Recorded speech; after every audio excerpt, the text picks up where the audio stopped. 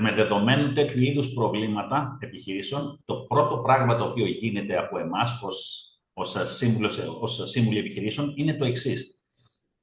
Έχουμε τη δυνατότητα, υπάρχει κάποιο είδους εξουσιοδότηση η οποία μπορεί ηλεκτρονικά να μας παρουσιάσει την εικόνα της επιχείρησης, να δούμε δηλαδή πραγματικά τι υπάρχει καταχωρημένο στην υπηρεσία ΑΕ και από εκεί και πέρα, εφόσον δούμε την εικόνα αυτή, δούμε δηλαδή το τι ακριβώς έχει αναρτηθεί στην πλατφόρμα της υπηρεσίας, να δούμε αν υπάρχει δυνατότητα αυτές τις καταχωρήσεις να τις άρουμε.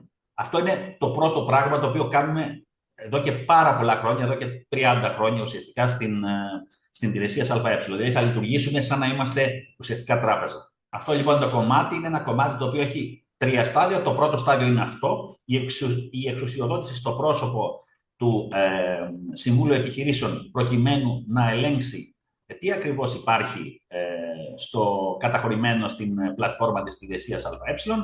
Δεύτερον, αν αυτά τα οποία πάρουμε σαν αποτέλεσμα μας δίνουν τη δυνατότητα να εξαλείψουμε οτιδήποτε υπάρχει, να το προχωρήσουμε. Και το τρίτο, ουσιαστικά, τα δικαιολογητικά τα οποία χρειάζονται προκειμένου την στιγμή που μπορούν να αρθούν αρκετές καταχωρήσεις, να μπορέσουμε να τις άρουμε και να προχωρήσουμε σε χρηματοδότηση μέσω τραπεζικού οργανισμού ή μέσω οργανισμού ο οποίος παρέχει τη δυνατότητα πιστώσεων.